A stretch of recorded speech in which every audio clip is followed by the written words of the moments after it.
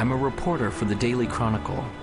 If there's one thing that I've learned throughout my years as a reporter, it's that the end of the story is rarely the end of the story. In fact, sometimes it is just the beginning. This is a story that was the beginning for me. Although we only met for a brief moment and there was only one word exchanged between us, my life was changed forever. Hello, I'm the reporter from the Chronicle. Come in. Thank you. The interview was with Vincenzo Vivaldi, the world's foremost violinist and composer. I admit I didn't know much about him, but I had my questions at the ready. How did he become such a success? How did he create such a legacy? And what inspired him to learn the violin?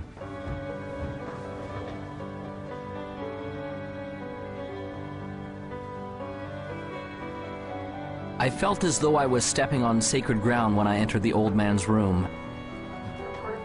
I could feel that his time to depart was drawing nigh.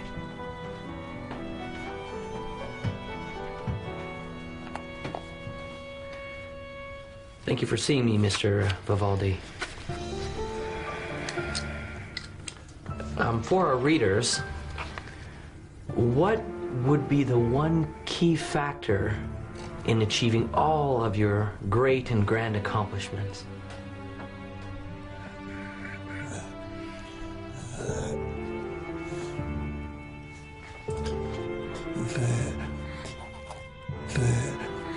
The opus.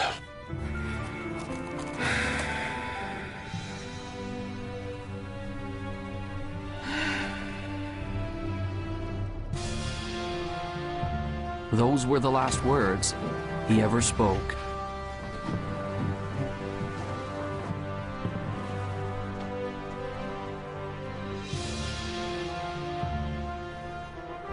As I left the house that day, I now had a greater question than when I had arrived.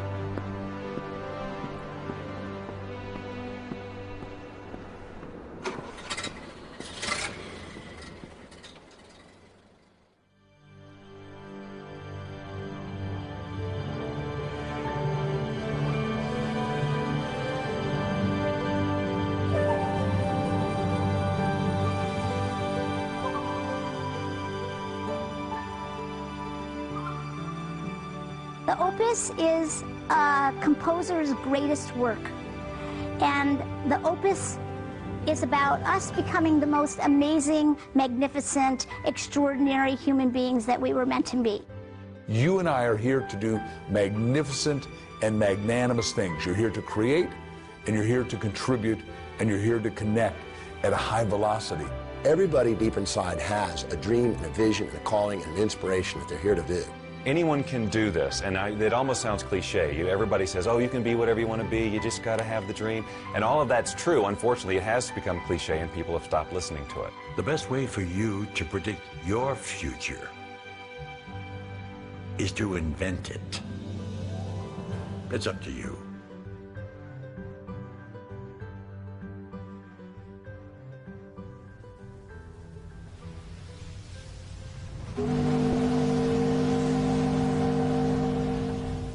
Vincenzo came to America when he was 7 years old. He came from the old country, Europe. When he got on board the boat that would take him to America, he had no idea he was about to encounter two things that would change his life forever.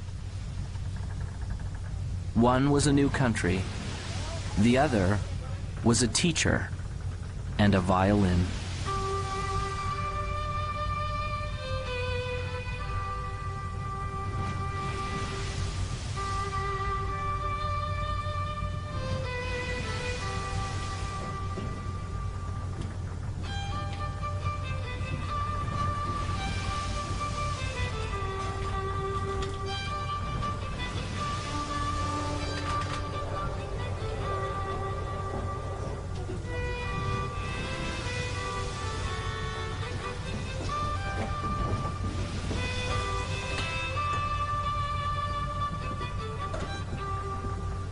As the boy listened, He was captivated, and in his heart he knew that one day he would play this song.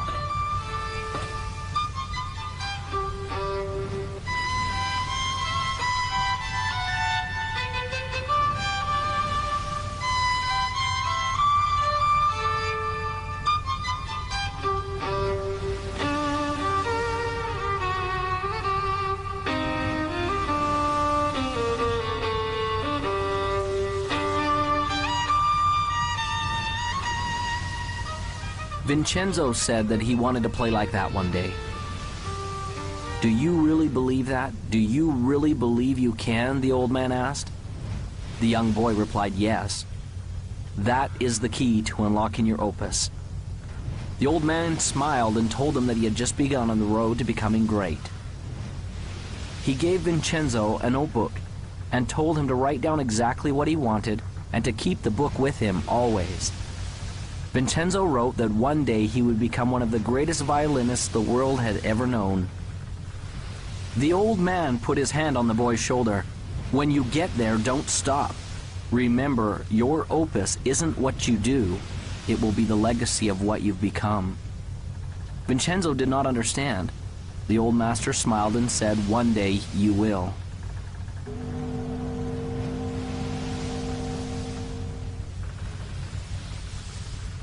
As Vincenzo left the old man, he was grateful, for he had been given a great gift. And although he would never know the man's name, the man had changed his life forever.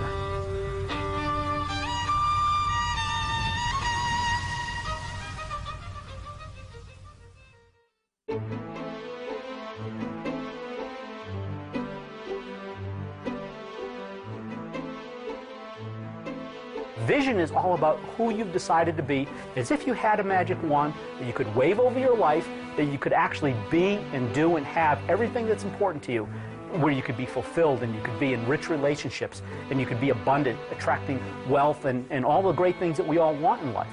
You know, you can start your, if you will, your path at a very early age or start it much later in life. I don't think it really matters when you start. But I think what you should try to be thinking about and looking for is something you just love to do, something that really gives you energy, you've got a passion, and that you feel you can commit yourself to. Some people get into vision and purpose and they make it so huge, or they think it has to be so big that they scare themselves and they almost freeze themselves. They don't come up with anything. Your vitality in life is directly proportionate to the vividness of your vision. And when you have a clear vision, magnetic things occur, and you draw into your life amazing synchronicities. People, places, things, ideas, and events start to synchronize in your life to help you fulfill your vision. The law of attraction just says that anything we think, feel, say, and do, we attract to us. So we're always creating through what we're putting out in our thoughts, our feelings, our words, and our actions. A very common misconception about the law of attraction, people learning it, is that it's all about positive thinking, and it is not. Positive thinking is obviously, probably more beneficial than negative thinking, sustained negative thinking. But positive thinking can mean just that you're thinking about things that would normally make a person happy. But if you're not truly emotionally involved with your thoughts, you're not really having an attractive power. In other words, if you're visualizing a car, or you're visualizing a house, or you're visualizing lots of money, or whatever your version of success is, but you don't have any real feeling about it, that is in alignment with that. In other words, if you don't feel positive about those thoughts, you're actually not attracting anything positive. It's the feeling that powers our thoughts. The Institute of Heart Math, which is the most widely recognized research institute on the heart, has shown that our hearts have an energy field around them that's 5,000 times more powerful than our brains. So this is the real power source for people. And when we want something from our head, it can only go so far. But when we power it with the feeling in our heart, the feeling of knowing that I can get it, the feeling of love behind that thought, then we are moved to the inspired action that will bring us what it is we're wanting. Anytime we set goals that are not congruent with our highest values, we're going to tend to not stay focused on them. We're going to keep going back to what's truly important to us. And so it's very crucial to set objectives that are congruent and aligned with the highest values, Because when you do, you don't require outside motivation. You're inspired from within. I work with teens every day. I've worked with thousands of teenagers all over the country. And what I know to help teenagers love and believe in themselves and have that success-driven vision that so many adults have is the very first thing you have to do is be original. Be yourself. Don't conform, don't transform. Find your own original gifts. You have them, you have so many, and lead with those. Belief in yourself is the first step to anything great. If you don't believe you can do it, you're finished even before you get to the starting line. You see it all the time in grade school. The kids line up to run the 100-yard dash. They all start off pretty good, but as soon as one or two of those kids pulls ahead, you see a few in the running literally slow down and sometimes stop. That's because when those kids see someone pick up speed, they begin to doubt that they'll ever catch them. And their brain says, what's the use? And suddenly they believe it. Here. And everything slows down. I started out in a life of welfare and poverty and became the 25th wealthiest person in America. That would be an extreme that most people can't even comprehend, let alone relate to. And it all started because I believed in my own possibilities. Whatever we believe, we become. I don't really think we know what we're capable of. There's incredible potential in all of us. And I mean in all of us, not some of us, all of us. If you find your passion and that energy wells up in you, and if you can dream and start to get committed to that dream and that vision, then you can be successful and far beyond what you ever thought you could. It is okay to believe in yourself. Start now. Start today. You are the greatest you that will ever be.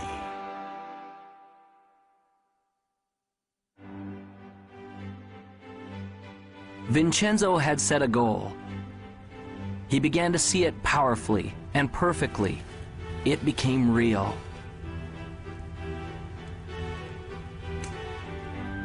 He experienced it in his mind and in his heart. He was living it vividly as though it had already happened.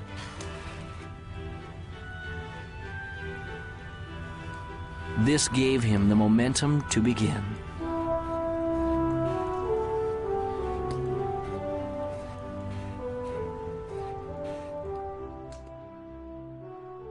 I think that the only way you can get to your goal is by having a clear vision. And I feel that that clear vision doesn't necessarily come from your head, but that it comes up from inside of you. That the more we access our gut feeling, the more that we access our core individuality and listen to what it is that's wanting to be said through us, then we have a clear vision of what we're about. The problem is most people don't really have that clear vision of what success is for them because they've never felt like they were allowed to have that vision for themselves. They always felt like they had to live in to somebody else's idea of what success is. I think one of the steps that people may not do quite properly is that first step of intention. So many times people's intentions are coming out of a feeling of obligation or I should. When I find that people really stop, which is a hard thing to do in our society, to stop, but it's the thing that is most required for us to stop and turn inward. Someone asked me one day, if you could have anything that you wanted, if you could have your dream life, if it could look any way that you wanted it to look, what would it be? And I was stumped, because I was so used to being good at responding to my difficult circumstances that I even honored myself for being able to make the best of a bad situation. So I would constantly have to wait for bad situations to come around in order to identify who I was and to feel my strength to be able to go out there and do something. And so when someone asked me, well, if you could just be on the front side of something like that and just have it be whatever you would want it to be, what would it be? And I couldn't answer the question. I thought, I've got some different kind of work to do. The only way you can get a clear picture of where you're going and to understand what it is that you want out of life, you must silence the restless thoughts that are going through your mind. And you have to ask yourself, what do I want? How do I feel? And where do I want to go? In the 1960s, President Kennedy suggested that NASA was going to put a man on the moon by the end of the decade. And NASA took the plan and they said, okay, what's success look like? Success looks like not man on the moon, but astronaut safely back on Earth. So they said, let's plan from there. So there's a group of scientists who looked forward to success and said, let's work backwards and put the plan in place. Now, the problem most of us have is we don't have a clear vision of what success is. I started thinking about the creative process of living your life as it relates to creating music, because I enjoy creating music, and I always have. And it comes back, and I saw the parallel so clearly between how the process is the same. When I sit down to write a piece of music, it's generally born out of some inspiration. You know, I don't work under the rules that you have to write this type of piece of music, it's got to be 30 seconds and it's got to be this beats per minute. You know, I have full, because I do it for fun, you know, I have full creative control, so I work from inspiration, just as we should work from inspiration in our lives. That is what should guide us. That is what it should help us to create our vision, a feeling of inspiration, not someone else's sense of passion or their likes or interests, but our own. I have a philosophy of life, and that is this. Achieving any type of goal in your life is 99% intention, 1% methodology. Is being crystal clear about what you want and the how, the methodology, will show up later. When people talk of clarity, it often gets described as just writing down your goals. The most important element is often left out. That's finding your motivation. If you want to get to your goals quickly, you've got to have clarity on why you want it. What does it mean to you? Why do you need it in your life? And the stronger and more important the why, the more power you will have to pursue that goal.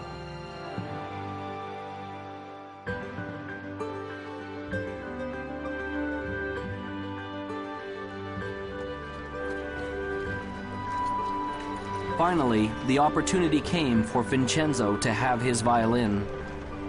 The moment he saw it, he knew that he had to have it. A loving mother felt the same way.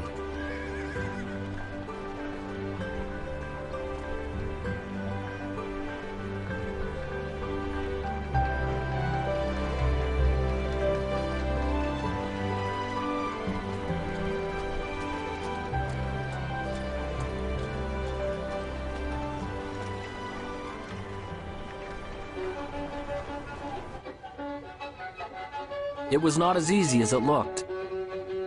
But Vincenzo had made a decision and a commitment that he would learn to master this instrument no matter what.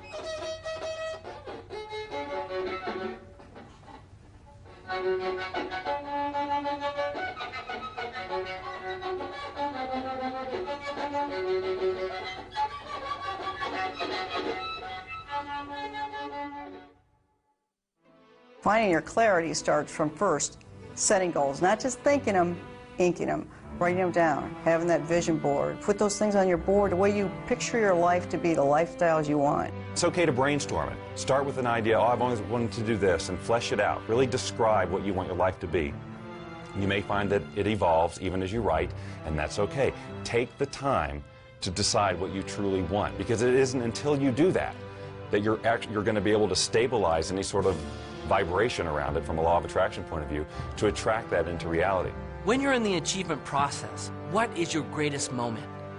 Some people think that it's when you're at the finish line, or at the top of the mountain peak, or when your bank account has finally reached that bulging, overflowing amount. If those are your goals, then those moments when you get there may be exciting, there's no doubt about that. But that isn't your greatest moment.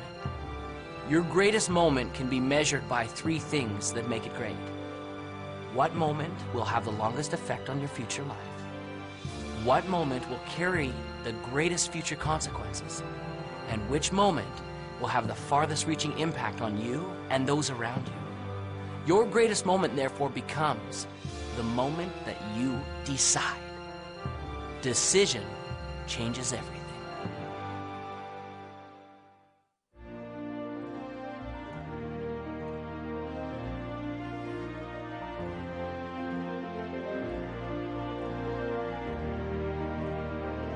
As Vincenzo grew from a boy to a man, he never lost sight of the dream.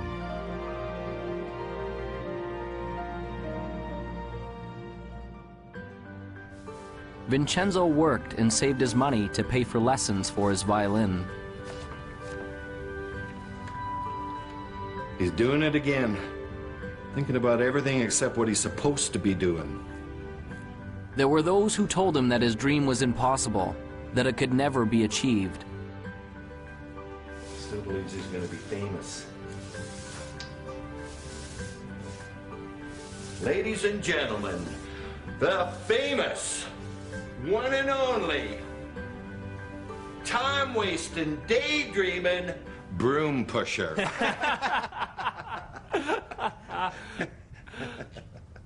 But he remembered the words of the old master on the boat. Do you really believe you can?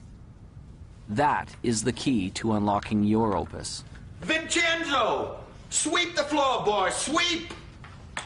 Vincenzo gained courage and continued forward.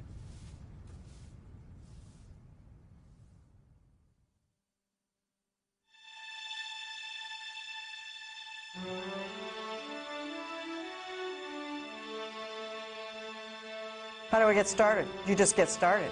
Most people wait. They're going, waiting for their time. Wait till I know more. Wait till I do more. Wait till I learn more. Wait till my time is right. Your time is now.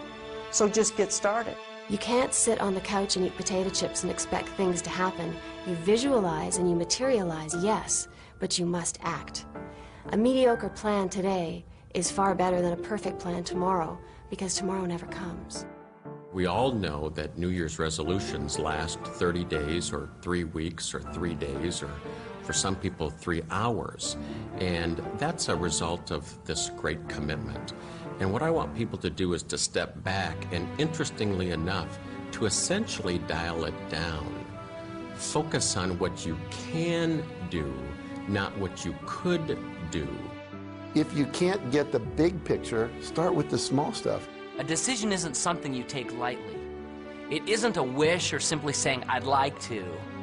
There will be no power in it until you say with clarity, I will do it, and attach that commitment to some action. What will you do to get things started? I'm a big believer in planning, partly because my first career was in the television industry. And if you don't plan a program, you're asking for a disaster. And that's not to say that you set a plan down that's absolutely rigid, but you put a plan down that you can then change and adjust as you need to when you're going through the production. Same thing with the writing of the music. I start with an end in mind in terms of how I want to feel, but I don't have every note already written in my head. That's what makes this process so fun and creative, because the minute you feel like you have to go here because that's where you said you were going to go in the first place, the song has to sound like this because that was my original vision, you cut off all sorts of possibility. You don't have to know everything before you get started. Top achievers never have all the answers, and they also don't wait for all the answers to come until they get started. They just get started. They don't let questions paralyze them. They understand how to face the unknown and have the courage to do new things without all the answers. They know that the answers will come, and they adjust their course with each step forward that they take. Most of the answers come in the action, not in the calculating. You've got to learn that too. When you're up against the unknown, remember this phrase. Top achievers are not perfectionists. They're improvisers. Get started. It's hard to start. It's scary. And I know I've seen in my own life that some people they're just waiting for everything to be perfect. There is no perfect time. You never have a perfect plan. But you need to move forward. If you're convinced and you're passionate, it will develop. Have some faith. It can happen. It will happen. You got to stay positive, but you got to keep moving forward. And you got to keep moving forward knowing you don't have all the answers. I wanted to be a fighter pilot my entire life, but back in 1986, there was an experience which pretty much dashed my hopes up against the rocks. Back in 1986, the movie Top Gun came out, and you'd think that would be a source of motivation for me, but really what it was everybody else at that point now wanted to do the same thing that I wanted to do. Everyone wanted to become a fighter pilot because they all wanted to be just like Maverick. And what I knew back then was I was a pretty average guy. I knew that the people who were ahead of me were smarter, faster, they were stronger, and I thought, man, I'm not going to be able to do this anymore because all these people now want to do what I want to do. You know, we're being honest here, so I'll just tell you, I mean, I failed kindergarten. And I don't know if you know what it takes to pass kindergarten, but you basically need to be able to stack blocks and not eat glue, okay? I mean, that's pretty much about it. So I failed kindergarten. I know that I'm a pretty average guy, okay? And I look at all these people who are ahead of me, and I'm thinking, man, there's no way I'm going to be able to make it. But, you know, I followed through with my dreams, and I pressed on. And what I realized through that experience was that I may have been in the 5th percentile on the bottom, but the 95% of the people who were above me never took any action. Often people have a great idea, and they get excited about it, and they go, wow, I'm going to go do this. But you know something? They don't do it. They think about it, they get excited about it, maybe for an hour, maybe for a day, maybe even for a week or a month, but it dies. They don't take action. They're really not committed. They're really not passionate for it. It's like a passing idea. And so one of the things to be successful, one of the most important things to be successful is, okay, you've got a dream, you've got a vision, you've got plans, and now you've got to go for it. If you believe in something fully, you take action. I always tell people the last 6 letters of the word attraction spell action, and most people are focusing on this part and they're not doing the doingness. So when you believe that it's going to happen and you're visualizing clearly and you're holding all that energy, what will happen is you'll start attracting to you not necessarily the car, but opportunities, strategies, resources, books, etc. that will come into your life. If you don't take action, you won't get the results. You must take action. It may be very small, it may be very big. It's what I call inspired action because it's something that's coming from within you. You get a little knock at the door that says, attend this seminar, go to this movie, buy this particular book, whatever it happens to be. Your part in this co-creation process is to do it. I was successful really in a lot of ways just because I went and did it. I took action. And so you're sitting here today, you've got a dream, you've got a goal, you've got an aspiration, you might have an invention, $1 million idea. And what's sitting between you and the execution of your dreams can be simply summed up in this: take action, implement. You grab the bull by the horns, you put the throttles up in afterburner, you live your life at the edge of the envelope, and you will be successful.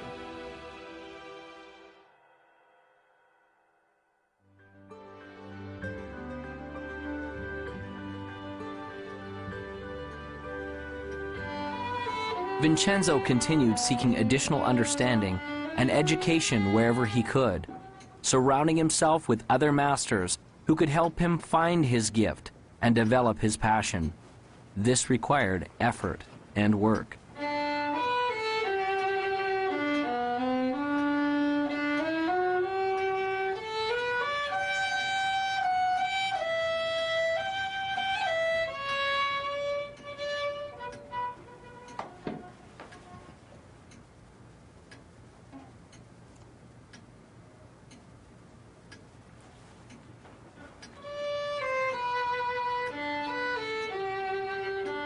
As he practiced and persevered, his skills became more fine-tuned, and the instrument began to sing.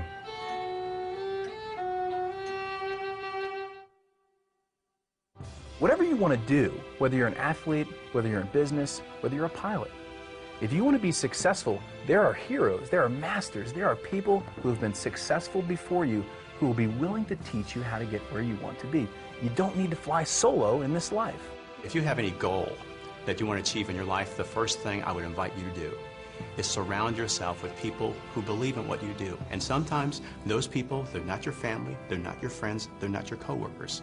You actually have to create that. You have to create your own, what I call your own mastermind, your own board of directors of people who will support you. My adage is that if I'm ever in a room with 5 people, I want to be the dumbest one in the room. I don't want to be the smartest guy in the room. I want to be the dumbest one in the room. If I'm the smartest guy in the room, then I'm not listening to anybody. Then I think I already know it. Then I think they're not capable of teaching, training, sharing, or giving me anything of value. But if I think I'm the dumbest one in the room, then all 4 of them are brighter than I am. And I can learn from any one of them. And what that causes me to do is to shut up and sit down and get a chance to learn, because most of us are talking so much, we aren't listening. I like the idea of modeling other people's success up until the point where you reach something that, hey, this isn't me. It's not me to model this guy like that. Because if you try, it will not work. You'll send out this really weird field of resistance and things will not work for you, no matter how successful that other person is. So I model lots of people, but not one particular person. I will look for things that they do and then say, I can incorporate that into my plan for sure. This guy over here, no, not so much. This is where I leave him and go to somebody else.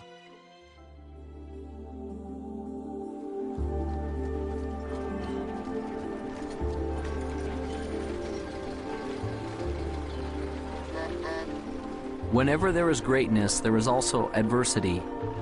When we work, there will be obstacles. Vincenzo's obstacle came when he turned 17. One day, as he was walking to his teacher's to practice his violin, he found that his vision began to blur. Soon, there were great dark spots appearing before his eyes. And one day, he woke up totally blind.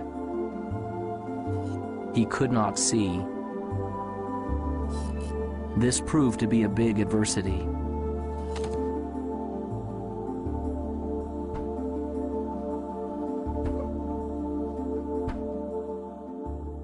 On March 10, 1981, I thought I had the world by the tail. I was Mr. Egotistical. I was self-centered. I was center of the whole universe, and so I thought. I was very successful. I'd gone into the life insurance business, making a lot of money. Had a nice home, had a nice car, had a wife. You know, I was living the American dream, and so I thought. And then I went and bought myself an airplane.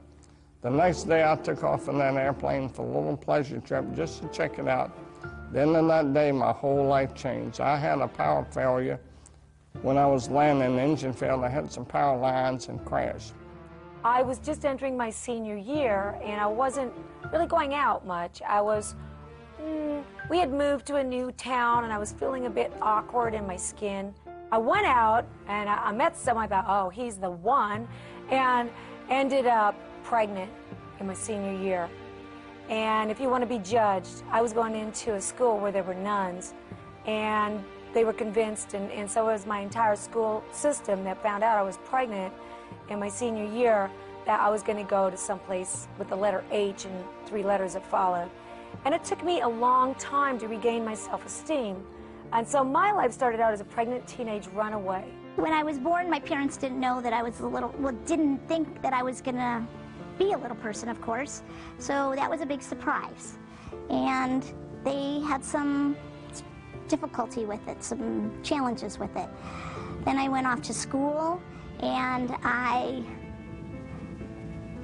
had challenges with kids there teasing me, calling me names, stuff like that. 4 days later, I woke up in the hospital. I was in coma 4 days, and I was in bad shape. My neck was broken at the first and second cervical vertebrae, and my spinal cord was crushed. The nerves that control my diaphragm were destroyed, and I couldn't breathe. My swelling through your flesh was destroyed, and I couldn't eat or drink. My larynx and voice box were crushed. Every muscle in my body was destroyed. I couldn't do anything but blink my eyes. My bowel, blood, and kidneys didn't have function. I lay there for 8 months in that hospital. All I could do was blink my eyes. The doctor said it was hopeless. I prayed that I could learn something through this experience, and maybe one day I could help others through it. Well, I gave birth to a little baby girl, and I kept that little baby girl for 5 months. And it was a tough 5 months. It was a tough road to hoe. I worked 3 jobs, and I couldn't really make my ends meet. One day I made a decision to place her for adoption. And when I did that, and the lady came and took her away and drove away with my baby, I thought I was the worst sinner on planet Earth. And it took a long time for me to regain self-esteem and to come to know myself, that I was a valuable person and I was a valuable part of this society. And in 4th grade, a turning point came for me, one of the first ones, when I realized that being a little person wasn't something that, wasn't a costume that I could take off one day, that actually I was going to be a little person for the rest of my life. And my friends were now at least 1.5 to 2 feet taller than me. I wasn't just the short kids in the class. I was now significantly different. 8 months later, I walked out of the hospital on my own 2 feet. The doctor said it was impossible, but I walked out of there. But that wasn't the end of the journey. That was just the beginning, because I had 5 more years of intense occupational physical therapy. So I went to work. And when I went to work, I decided I was going to make something of myself. And maybe one day I'd see that little girl again, and maybe I'd be able to be an example, a living example of something wonderful. One day I was sitting with my teacher for spiritual and personal growth, and he said to me, you know, Peggy, I noticed that you spend a lot of time in this fantasy that one day you're going to wake up like an average-sized person, or as an average-sized person, and all your problems are going to be gone. But that's not really so realistic. And I bet your success level would be much higher if instead you focus on the things that you can change. The things like your attitude, your beliefs, your connection to spirit, all those kinds of things. So that was a turning point for me. And I actually looked at that and I was like, oh my God, I'm believing in this fantasy. And I had to come to terms with the fact that I had to accept that I couldn't change my outer size. But I saw that I could change my inner size. See, it didn't matter what the doctors thought. It didn't matter what the medical profession thought. It didn't matter what other people thought or believed. What really mattered was what I believed. See, a lot of people think, well, I can't do this, I can't do that, because everybody tells them they can't do that. And I tell them it doesn't matter what other people tell them, it matters what they think. Well, last year on Mother's Day, now we're talking 27 years after that day when that lady drove away with that baby, I got a call from guess who?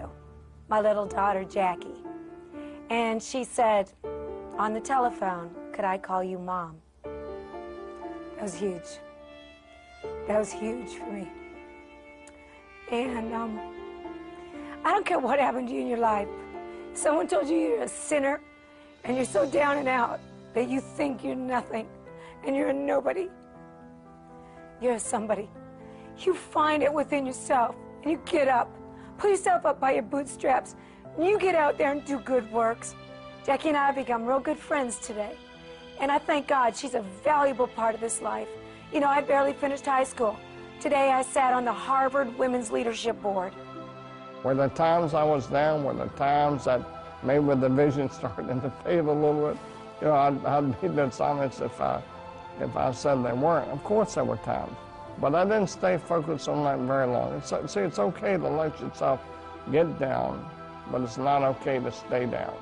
I have gone from the depths of darkness to the height of amazing, amazing joy and even ecstasy. I always say that I used to cry every day out of sadness. Now, I cry most days out of joy.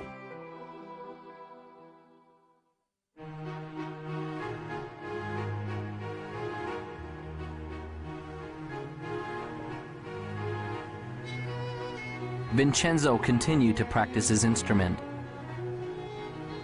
But it was much harder now. The music didn't come as easily. Often the notes didn't sound right. Often the people near him told him he was failing. He began to feel like he was failing.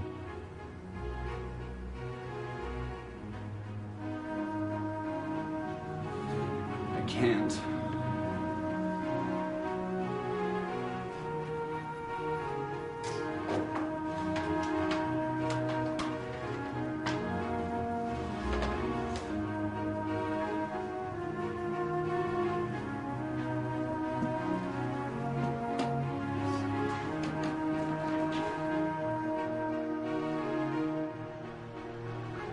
Vincenzo had given up.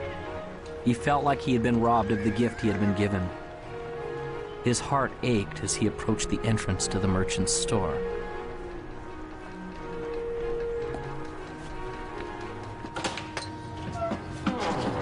Hi, Vincenzo. A surprise. What brings you here? I'd like to sell my violin. Those were the most painful words that he had ever spoken. Are you certain about that?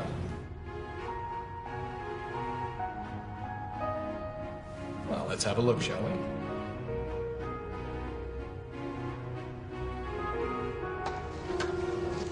Oh my. Isn't this the same violin I sold you many years ago? And you want to bring it back to me? Yes, I do. Well, I'm certain you've kept it in fine condition. But I really have to know that it works. So, would you do me a small favor, Vincenzo? I wonder if you would play a little bit for me, Vincenzo. I don't have my music with me. Sometimes we don't need sheet music. Sometimes music is in the soul. So, just once for me? Reluctantly, Vincenzo took the violin and, placing it properly in position under his chin, he began to play.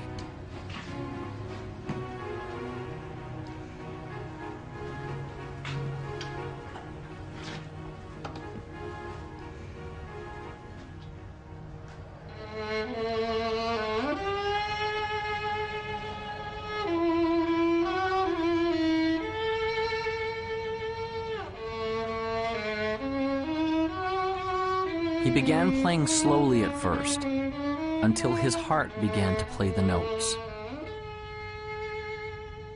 As he did, something magical began to happen. He began to feel the power of the music once again.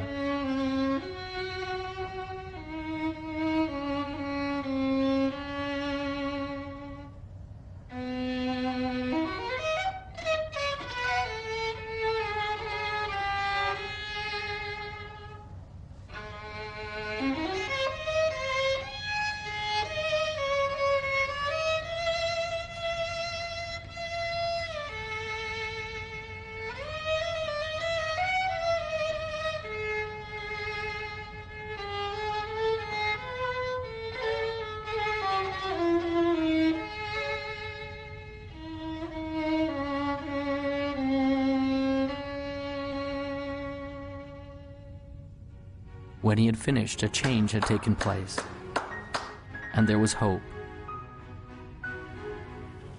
I can't sell you my violin. I thought as not. You keep the violin, Vincenzo, and play, all right? Vincenzo left the shop with a resolution that he would never again give up on his dream.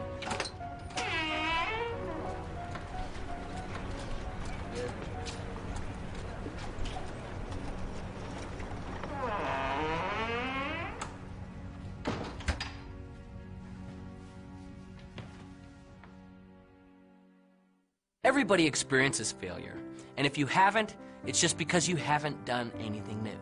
Because everything new requires failure. It's just a fact. In education, there's a term designated for new learners. It's called the J-curve, a J. When we start, we may begin here.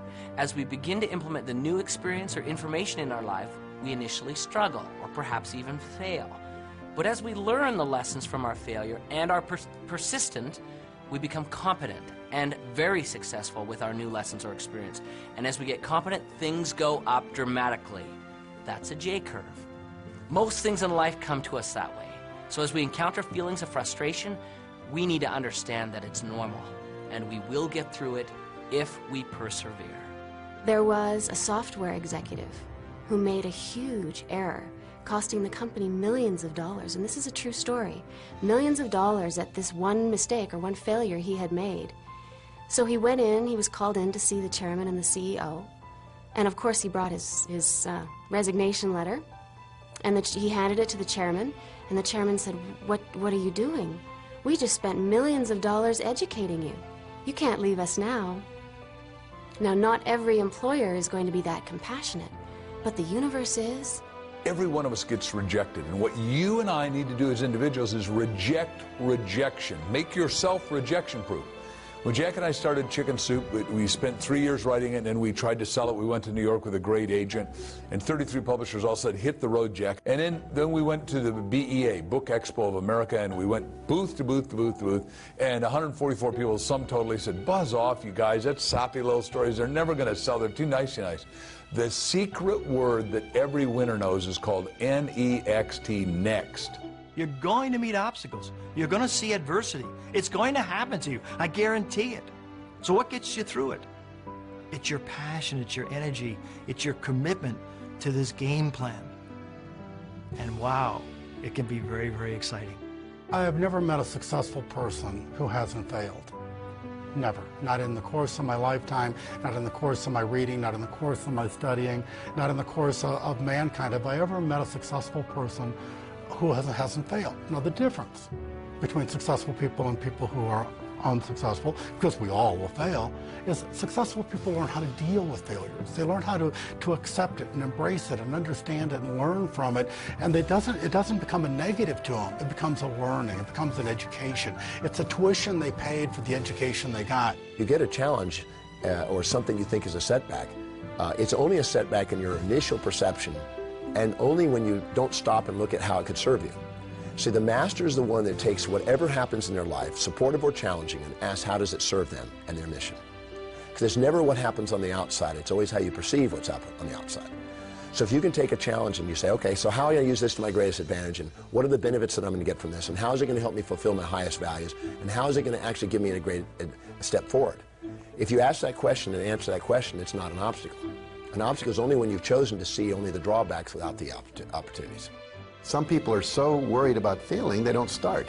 And so one of my friends says, you don't have to get it perfect, just get it started. And then in the process of doing it, you will learn. What is failure? That's easy. It's not trying. It's not getting in the game. It is thinking about it and not doing. You know, you cannot fail if you try, if you get into the game. You know, I like to use the analogy of a missile. When I shoot a missile off of my airplane, all missiles initially, they just come off straight. And any engineer will tell you that a missile actually requires mistakes. It actually requires errors in order to become successful at hitting its target. And so as a missile comes off the airplane, if you've got a plane that's going in this direction, the missile comes off and it sees that the airplane that you're trying to shoot at is going this way. It sees that it needs to correct that way, and it makes a correction. Then it makes a smaller correction.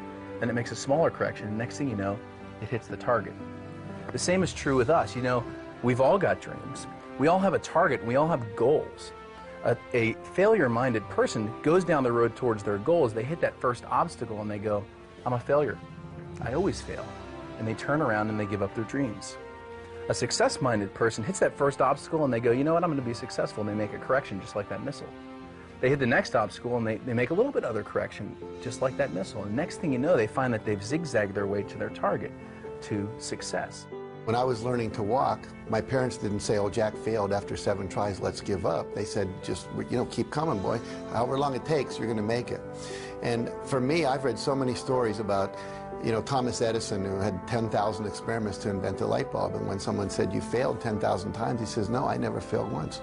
He said, I invented the light bulb. It just happened to be a 10,000-step process. You're going to have some setbacks in life, some challenges, some difficulties. And those are the days which really test what happens. Maya Angelou says it like this: if there's something in your life you don't like, change it. But if you cannot change it, change your attitude. That is why it's critical for you to work on your attitude and start to have a reservoir from which to draw from before you need it, because you're going to have some days which test you, which try you, which really push you to the edge. And those are the days that you need to make sure that you have a positive outlook, a positive inlook, and a positive uplook, that you are thankful and grateful for all things, even the challenging things, because it is through the challenges that we grow, that we stretch, that we start to become all that we can possibly become. In our society, so often we focus on problems and obstacles and challenges and failures, and those kind of things paralyze us. They cause us to stop because we can't really see beyond that. But the truth of the matter is, if we look carefully, we'd see very clearly there is no such thing as a problem. Everything is a puzzle, and there are answers to puzzles. So when you run up against something that you're not sure of, doesn't mean it's a problem, doesn't mean you can't get around it. You just need to find the right answer for that puzzle. I've decided that every single thing that happens is a success. Everything. There's a learning experience, maybe I achieved whatever the goal was, but I'm going to go after something else. I just learn, grow, and go.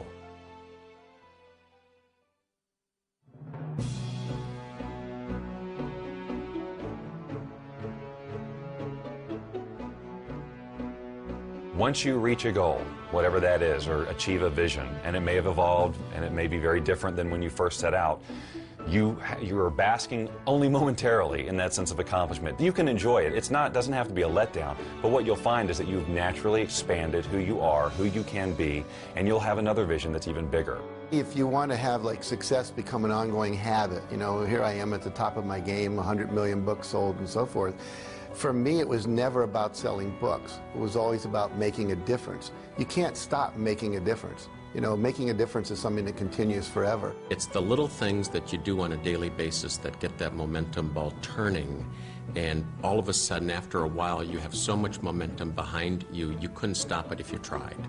You can have addictions that are actually good for you, that are actually taking you forward in life, that are actually keeping you healthy and happy, and success is one of those. When you start tasting success, you want more of it. Aristotle said, excellence is not an act, it's a habit. So you get in the habit of excellence, and then you can go as high and dimensional and multi-passionately purposeful as you want, which is, you don't want to just do one thing, you want to do a multiplicity of things, because when the game called life is over, you look back on life, the only thing you can take with you is your memories. So you want to create a basket full of life memories that are worthy of you, that are valuable, that are vital, that are just exquisitely good. The only difference between people who are happy and those who aren't is their habits. So it's really a very simple thing. It boils down to only one thing. What habits are you choosing day in and day out? And the good news is that every day you get a new choice to pick new habits all day long. Every decision you make in every moment is determining the habits that you'll have today and tomorrow and the next day, and the outcomes that you'll have in your life. So if you want a life that's successful, choose the habits of successful people. If you want a life that's happy, choose the habits of happy people.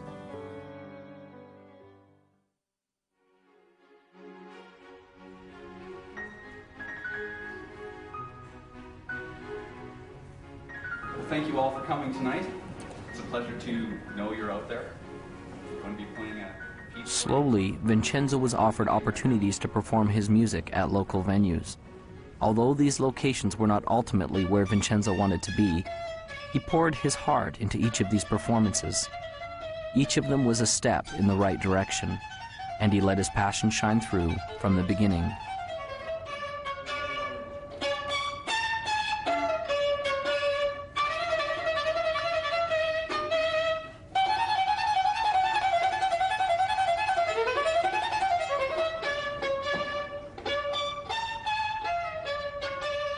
As can be expected, this wasn't always easy.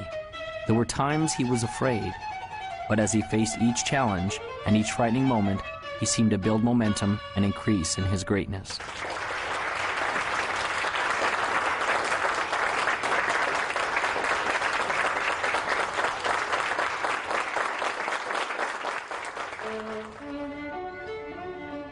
Vincenzo gained a reputation as a passionate musician, and his gift grew. Doors opened for him to begin to play with other masters. Soon, Vincenzo was playing in the most grand concert halls of all. His dream to play was fulfilled. His opus had arrived. But was the journey complete? There was the question the old master had asked him that he still yearned to understand. Your opus isn't just what you do, it will be the legacy of what you have become. Vincenzo thought in his mind often about what this could mean. Was this the legacy of the man he had become? The man who played in the largest concert halls? The man who commanded the respect of the other musicians? The man who composed and wrote the grand symphonies? The man who people adored and loved as the master violinist? Vincenzo still didn't understand.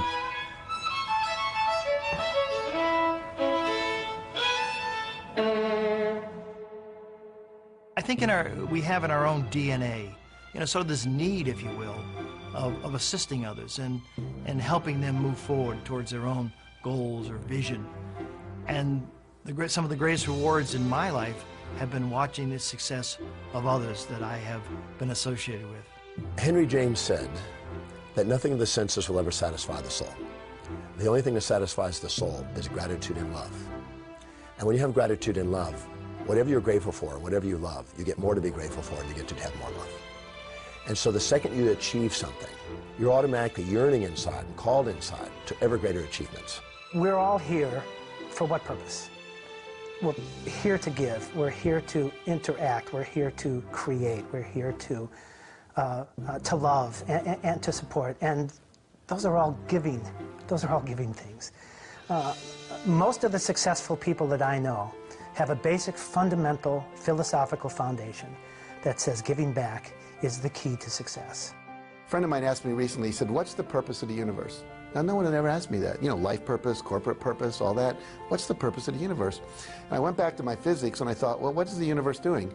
It's expanding. Ever since the Big Bang, it's expanding. I said, well, is it to expand? And he said, absolutely. And he said, anything you do that helps people, corporations, countries expand, you're in alignment with the universe. And when you're in alignment with the universe, the universe will support you. It'll give you the resources you need. Anytime you cause contraction, you cause conflict, then you're against what the universe is about. When we feel expanded, it's the universe's message of saying we're on course. When we feel contracted, it's the universe's message saying that we're off course. So as we're moving along, we always move towards that which is making us feel expanded. Service, there is no higher purpose. It's all about giving back. When you focus on giving, you receive, and that's how the law of attraction works. Ultimately, what we contribute is a reflection of who we are inside. And the more we contribute back to the world around us, makes us more inside. Think of your happiest moments. Got it? I'm confident that it will have very little to do with accumulating wealth, and it certainly wasn't a moment where you were alone in your room watching TV. I'd be willing to bet that it was a moment where you did something for someone that they could not do for themselves, or when you helped someone realize a dream, or you shared a little of you, the real you. And in the end, isn't that what life is all about? It's never about what you had. It's about what you did and the difference you made while you were here.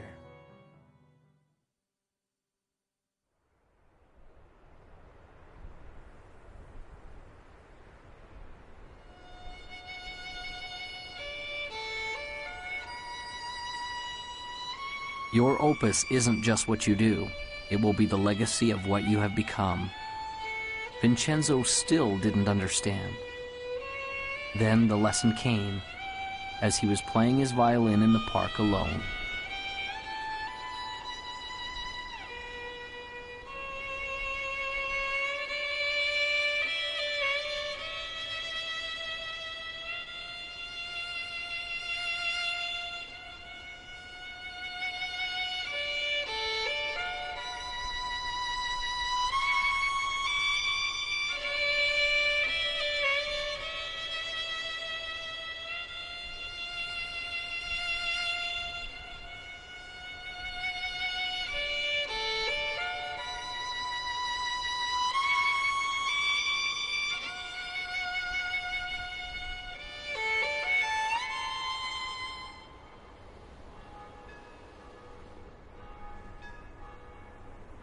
And so Vincenzo passed along the message that had changed his life.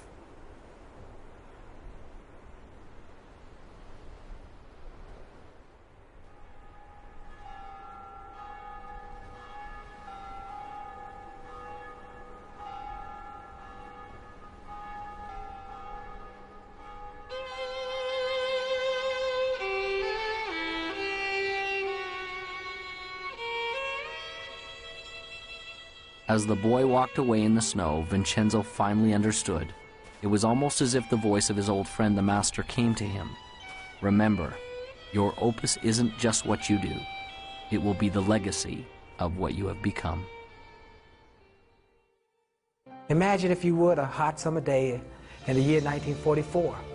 Campus, Morehouse College. Dr. Benjamin Mays, the president of the college, sits at his desk. There's a knock at the door. He says, "Come in."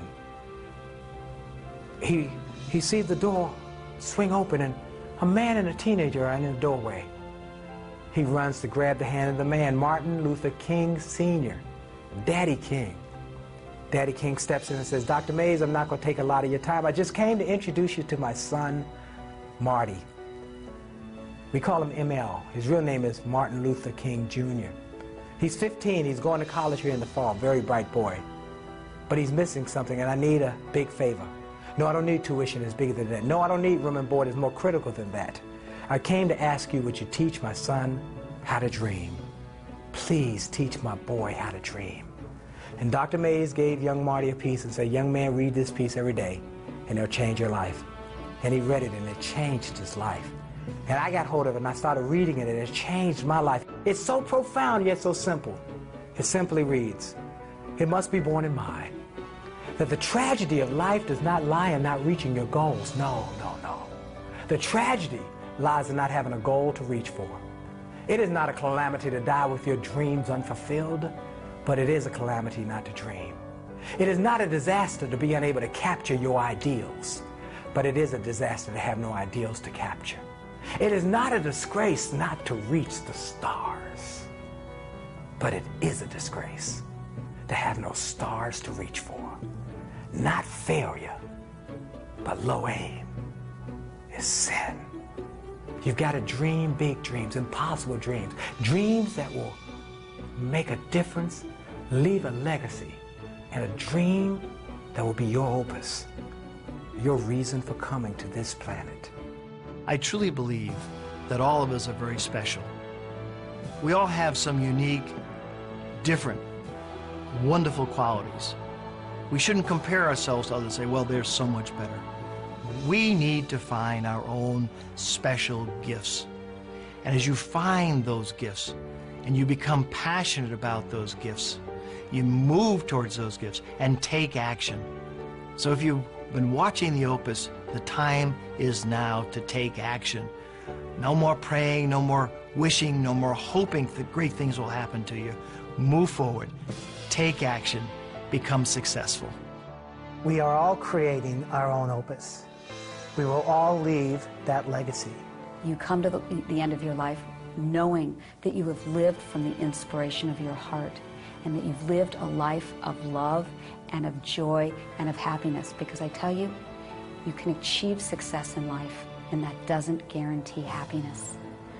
We have to come from love and from that inspiration of why am I here, and you'll be happy and you'll be successful. You know in your heart that you want to do something. It might be open a business, it might be open a service, it might be write a book, it might be do any number of things. It's unique to you, but you haven't done it yet.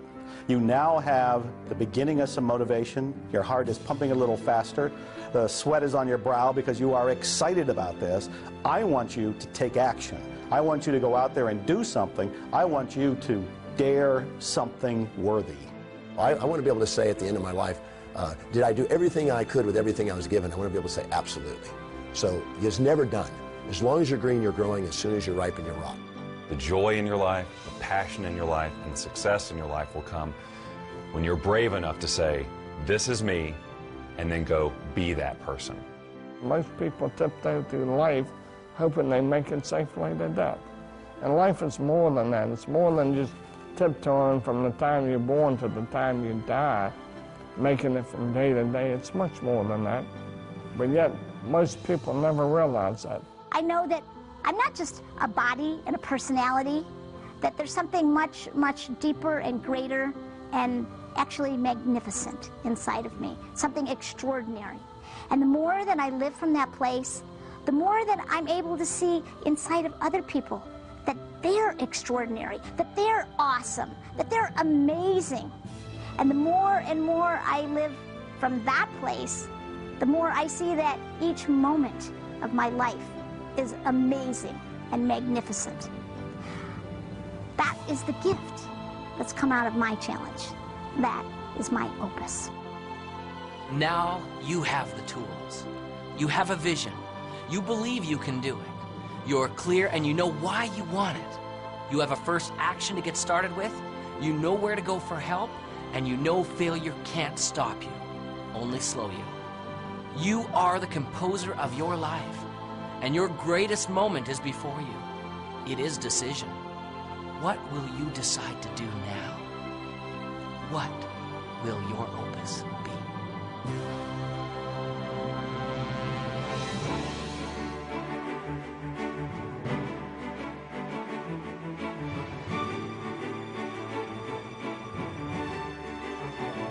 Your opus isn't just what you do.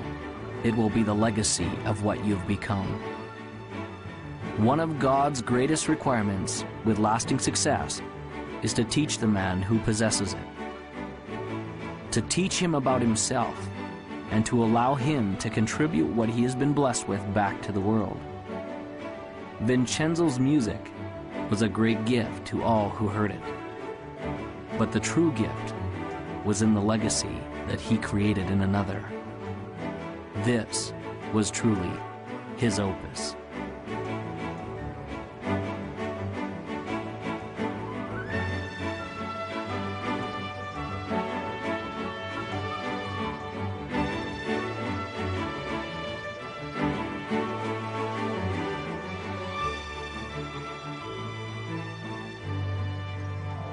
And now, as time passes, there's a question that each of us must ask ourselves.